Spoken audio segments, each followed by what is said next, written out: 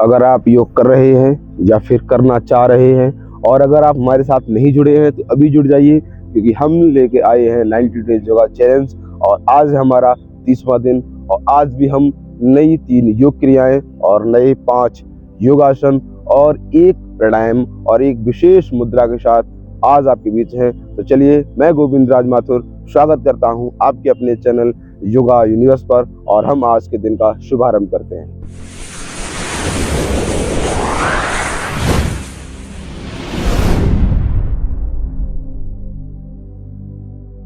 सबसे पहले हम करेंगे अद्वान आसन, जो हम गतिमय तरीके से करेंगे। वैसे तो हम उसे होल्ड भी कर सकते हैं, परंतु हम उसे एज ए वार्म अप करेंगे और उसको क्रिया के रूप में करेंगे। तो हमें उसको पैर और हाथ दोनों चलाने पड़ेंगे, एक्टिव मूवमेंट रखेंगे अपनी बॉडी के साथ। तो चलिए करते कैसे हैं उसको। सबसे पहले आपको पेट के बल लेट जाना होगा। जब आप पेट के बल लेट जाएं तो ध्यान रहे आप अपने हाथ आगे ले जाएंगे और हाथों को आगे ले जाते हुए आपको अपोजिट हैंड ऊपर लाना है और पैर अपोजिट ऊपर, फिर दूसरा ऊपर, फिर दूसरा ऊपर, फिर दूसरा ऊपर, इस तरीके से करते हुए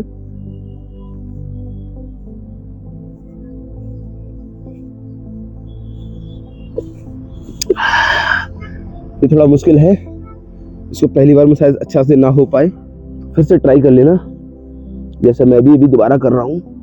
और ऐसे भी कर सकते हो, रेस्ट करते हुए भी कर सकते हो, चाहे तो वैसे भी कर सकते हो। मुझे लगता है ऐसे बेहतर रहेगा, हम प्रॉपर स्ट्रेच कर पा रहे हैं। अब इसकी एक और विधि है जो हम दोनों पैरों को एक साथ, दोनों हाथों को एक साथ कर सकते हैं। उस पर ध्यान रखना, अपना चेस्ट भी आपको थोड़ा सा ऊपर ले जाना है।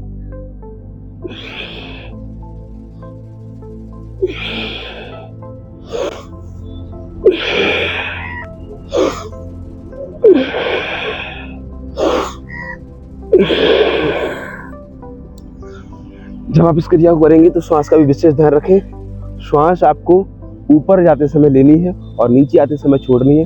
ये बहुत अच्छी क्रिया है, आपके शोल्डर और आपके कमर को स्ट्रेंथ देती है, पेट में भी बहुत असर पड़ता है, आपकी स्पाइन में भी बहुत असर पड़ता है। जो अब हम क्रिया करने जा रहे हैं, इस क्रिया से आपके कमर, मेरुदंड, पीठ, शोल्डर और हाथ का अच्छा खासा व्यायाम हो जाता है और इससे शोल्डर और इन सब की स्वतः ही लाभ मिल जाते हैं। शरीर की चर्बी दूर कर यह आपके शरीर को छरछरा बना देता है।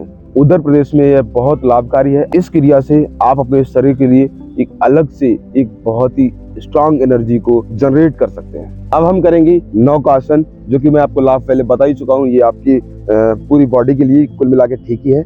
इसको करना कैसे, आपको जैसे हम नाव चलाते हैं वो कल्पना करनी है उस चीज को, जैसे हम चप्पू चलाते हैं उसी चीज की कल्पना करिए। आपके हाथ में वो डंडा है और आप अपने नाव को चला रहे हैं, तो वही फील करना है पूरा। जैसे मैं नाव आगे ले जाऊंगा और दबा के चप्पू को और फिर पीछे की तरफ खींचूंगा, जैसे हमारी नाव आगे की तरफ बढ़ेगी। जैसे यहाँ गया मैंने टच किया, अब यहाँ से मैं खींचूंगा, अब जितना पीछे जा सकते हो ना जाइए, फिर उठा के लाऊंगा, फिर मैं इस तरीके से आप इसको चलाइए, कल्पना करिए उस चीज की। इसको जितना कर सकते हैं करिए अपनी क्षमता अनुसार। ये बहुत अच्छा है आपकी रीढ़ के लिए, आपकी पीठ के लिए, आपकी मेरुदंड के लिए, शोल्डर के लिए, आपकी पेट के लिए बहुत अच्छा है। ये आपकी फैट में भी काफी अच्छा योगदान देगा घटाने के लिए।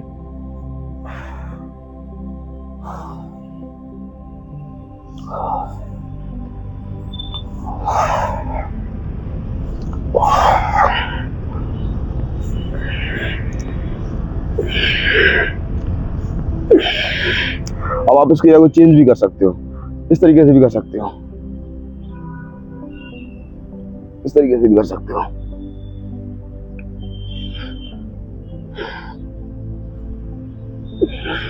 जैसे आपका साइड जो फैट होता है वहां पे देखिए कितना अच्छा मूवमेंट हो रहा है। इसको अगर बार बार करते हैं तो आपके साइड फैट में काफी अच्छा असर देता है। अब ये कैसे भी होता है, इस तरीके से भी कर सकते हैं।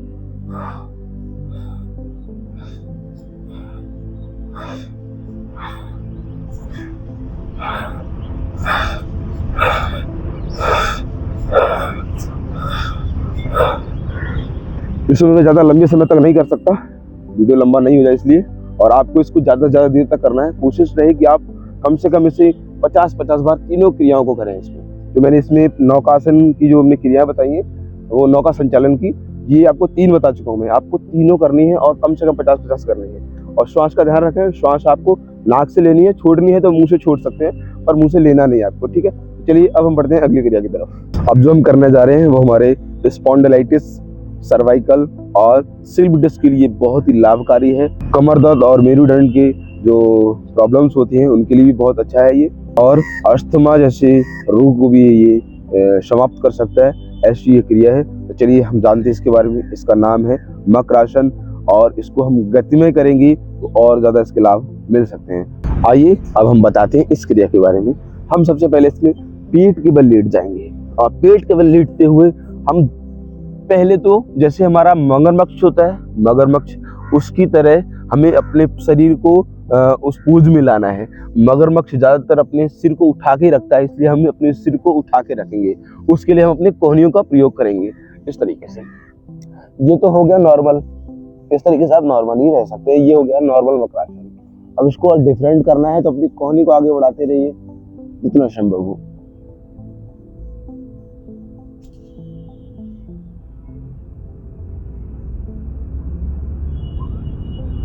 ये मैंने जो किया है इससे मेरे गर्दन के निचले भाग में और सेंटर में खिंचाव आया है, मतलब दबाव आया है। खिंचाव हमारे फ्रंट साइड आता है और हमारे बैक में जो होता है दबाव आता है, तो वहाँ सर्वाइकल जो किसी को होता है तो उसको बहुत जल्दी आराम मिल जाता है, ठीक है। अब इसको हम थोड़ा और डिफरेंट कर सकते हैं।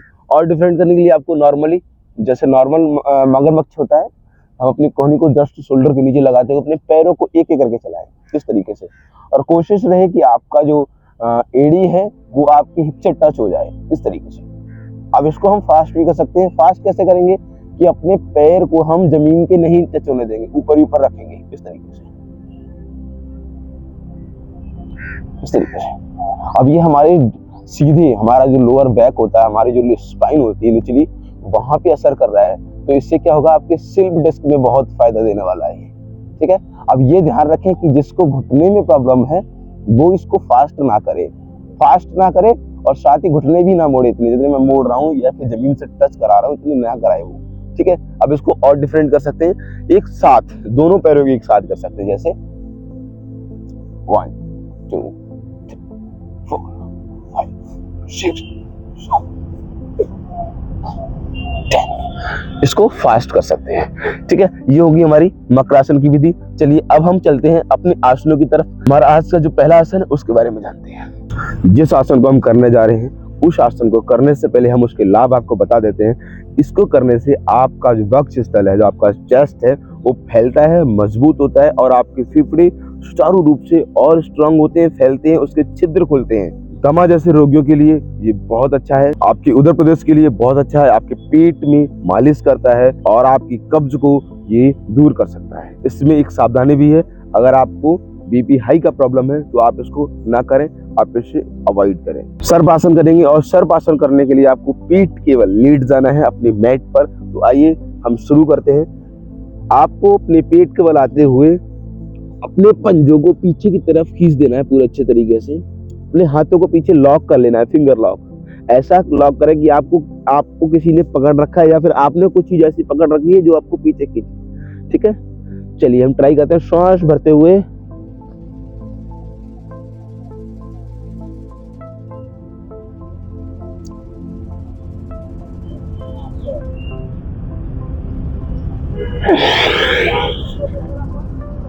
इसमें यथासंभव जितना हो सके उतना ही रुके। अब हम अपने अगले आसन की तरफ चलते हैं। आ जाइए।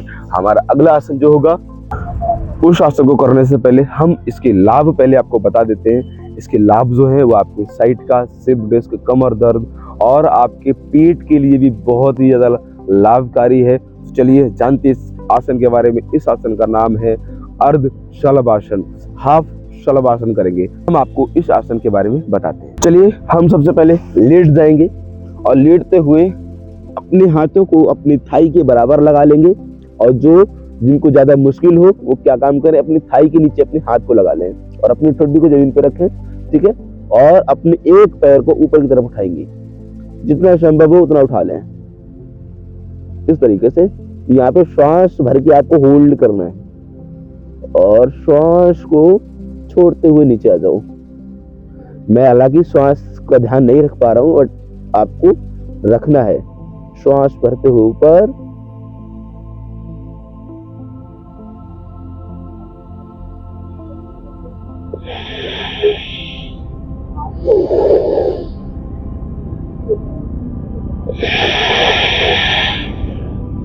इसको आखिरी बार और करते हैं हम।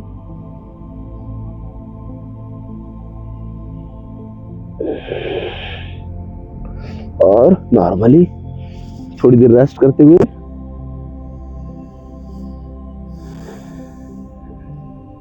वापस आएंगे।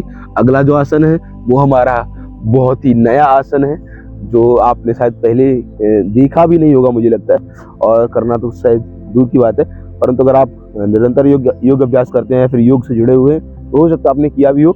चलिए हम उस आसन के पहले लाभ जानते हैं, फिर हम उस आसन को करेंगे। वज्रासन, सुप्त वज्रासन, मत्स्यासन करने से जो लाभ मिलते हैं वो सभी लाभ इस आसन को करने से मिल जाते हैं। और इस आसन को करते समय आपका वक्षस्थल पूरी तरीके से फैलता है, तो इसी कारण आपका जो फेफड़ा है, जो आपकी फेफड़े हैं, वो पूरी तरीके से फैल जाते हैं। और इसमें श्वसन रोगी जो होता है, जिसको श्वास की प्रॉब्लम्स होती हैं, उस रोगी को भी इसमें बहुत लाभ मिलता है। इसमें गर्दन के स्नायु जितने भी हैं वो बहुत अच्छे से खिंच जाते हैं, तन जाते हैं। इससे आपका जो गला है, जिससे थायराइड की जिनको प्रॉब्लम होती है, वो भी सॉल्व हो जाती है और आपका गला भी सुचारू रूप से अपना काम करता है। इस आसन को करने के लिए आपको पहले तो वज्रासन में बैठना होगा और सुप्त वज्रासन की तरह पीछे जाना होगा।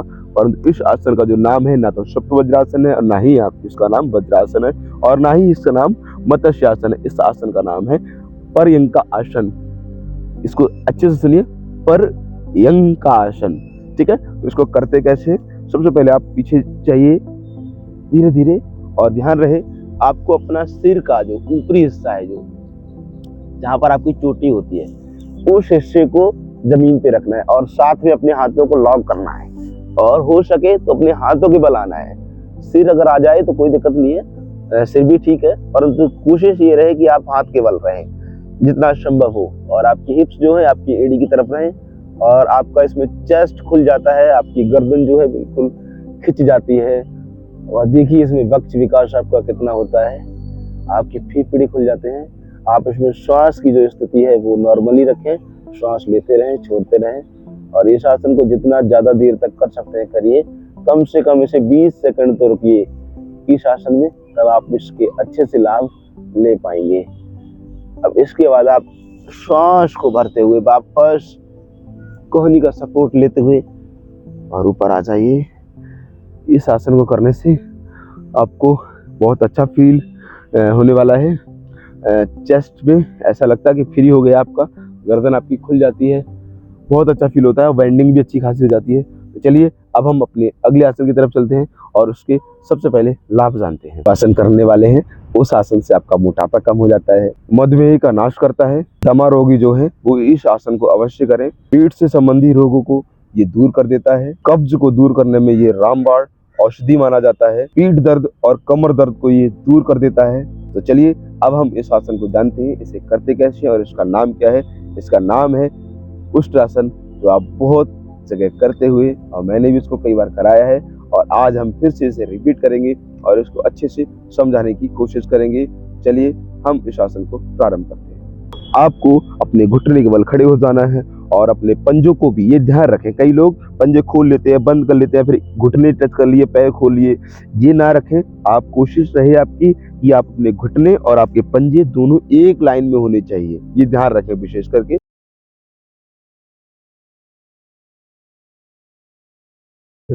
उष्ट्रासन, इसमें गर्दन भी नीचे जाएगी, ठीक है, इस तरीके से। ये हमारा अर्ध उष्ट्रासन हो गया, परंतु हम करने वाले हैं उष्ट्रासन। तो उष्ट्रासन को करने के लिए आपको अपनी एड़ी को पकड़ना पड़ेगा इस तरीके से, और अपनी जितना आपसे हो सकता है उतना अपनी थाइज को आगे की तरफ पुश करिए और गर्दन को नीचे की तरफ। कुछ देर के लिए यहाँ पे रुकेंगे।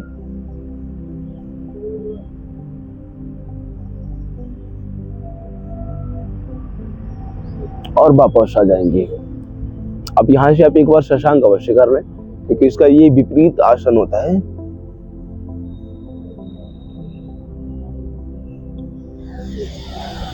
जिससे आपको अगर कोई खिंचाव आया होगा, ज्यादा दबाव पड़ गया होगा, तो आपको उसमें थोड़ा आराम मिल जाता है। तो इसका ये विपरीत आसन अवश्य कर लिया करें। तो चलिए अब हम बढ़ते हैं अगले आसन की तरफ, और उसके पहले लाभ जान लेते हैं। यह आसन महिलाओं के लिए बहुत ही लाभकारी सिद्ध होता है।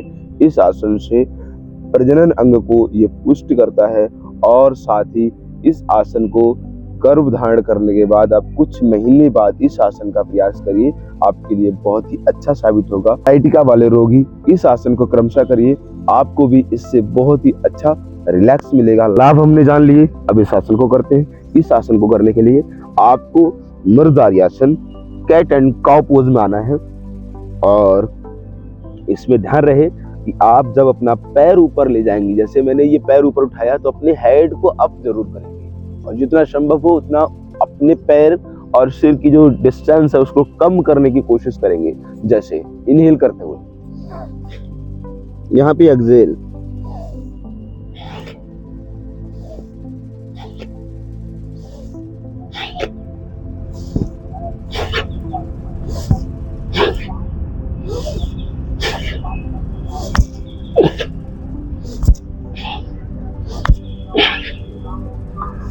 इस आसन को आप अपनी क्षमता अनुसार थोड़ा तेज किया है, पर आप इसको धीरे भी कर सकते हैं। और ध्यान रहे कि जिनको बीपी का हाई का प्रॉब्लम रहता है या फिर हार्ट की प्रॉब्लम, तो इस आसन को आप धीरे धीरे करिए, श्वास के साथ करिए, ठीक है, इसको ज्यादा फास्ट ना करें उसमें। चलिए मैं दूसरे पैर से भी करता हूँ एक बार।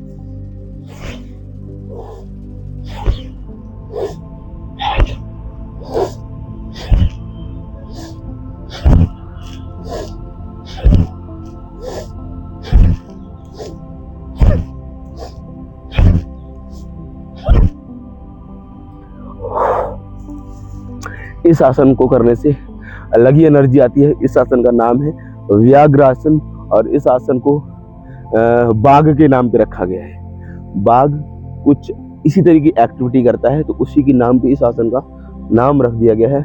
तो चलिए अब हम बढ़ते हैं आगे, और आज का जो हमारा प्राणायाम है और जो हमारी आज की मुद्रा है उसके बारे में आपको बताते हैं। मुद्रा के बारे में आज हम आपको बताएंगे। उस मुद्रा से आप अपने मोटापे को कम करने में भी उसका उपयोग कर सकते हैं, अपने भारीपन को कम कर सकते हैं। और एक विशेष चीज और है कि आप अगर किसी के आज्ञा चक्र को अगर स्पर्श कर दें, तो उसके ऊपर भी आपका या उस क्षण के लिए आपको याद करना उसके मन में आ ही जाएगा। संभवतः उसके मन में आपकी याद या फिर कोई सुविचार उसके मन में आएगा उसकी टच करने मात्र से। आज जो हम करने वाले हैं उस मुद्रा का नाम है सूर्य मुद्रा। तो सूर्य मुद्रा जो है वो हम अनामिका उंगली से करने वाले हैं, और अनामिका उंगली जो है वैसे तो पृथ्वी तत्व का प्रतिनिधित्व करती है, परंतु हस्त रेखा जो शास्त्र है उसके अनुसार देखा जाए तो जो हमारी पृथ्वी मुद्रा हम इस तरीके से लगाते हैं, परंतु अगर अनामिका को हम इस तरीके से टच कर दें, ऐसे अपने अनामिका उंगली के अग्रभाग को अगर हम अंगुष्ठ के जड़ में लगा दें और अपने अंगूठे से थोड़ा सा दबाव दे दें, तो यह मुद्रा सूर्य मुद्रा बन जाती है। ये जो अगर ऐसे टच कर देंगे तो ये पृथ्वी मुद्रा बन जाती है, परंतु हम आज जो बात करेंगे वो हम इस तरीके से अगर दबाएंगे तो ये सूर्य मुद्रा बन जाती है, जो आपके वजन कम करने, आपके मोटापे को कम करने में काफी हेल्पफुल होती है। तो चलिए इस मुद्रा का प्रयोग करते हुए हम आज का जो प्राणायाम है उसे हम करते हैं। आज का जो प्राणायाम है वो है उज्जयी प्राणायाम। आपको आज की मुद्रा लगानी है जो हम लगाएंगे सूर्य मुद्रा। सूर्य मुद्रा मैंने आपको बता ही दिया कैसे लगाते हैं। अपने तीन जो हमारी जो बची हुई फिंगर है, जो हमारी बची हुई फिंगर्स हैं, उनको हम साइड में रखेंगे और ढीला छोड़ देंगे नॉर्मली। और मैं थोड़ा सा अनकंफर्टेबल हो रहा हूँ तो मैं अपने पैर को ऊपर उठा लेता हूँ, और इस तरीके से आप बैठ जाइए, अपनी स्पाइन को सीधे रखिए और अपने गले की नसों को टाइट करते हुए, अपनी बतीसी को टाइट करते हुए, इनहेल करते हुए श्वास को रगड़ना है और अपने गले से एक ध्वनि निकालनी है, जिसको आप कह सकते हैं भमरी की तरह ध्वनि करनी है हमें। और उससे आपका गला साफ होगा, आपके थायराइड के लिए बहुत अच्छा है, आपके श्वसन तंत्र के लिए बहुत अच्छा है, जैसे आप श्वास लेते हैं जो श्वसन नलिका बोल सकते हैं, उसके लिए बहुत अच्छा है। तो चलिए हम प्रारंभ करते हैं। कैसे करेंगे इसे? हम श्वास भरते हुए, दांती को टाइट करते हुए, गले की नसों को टाइट करते हुए, इसे हम कम से कम 10 बार करेंगे।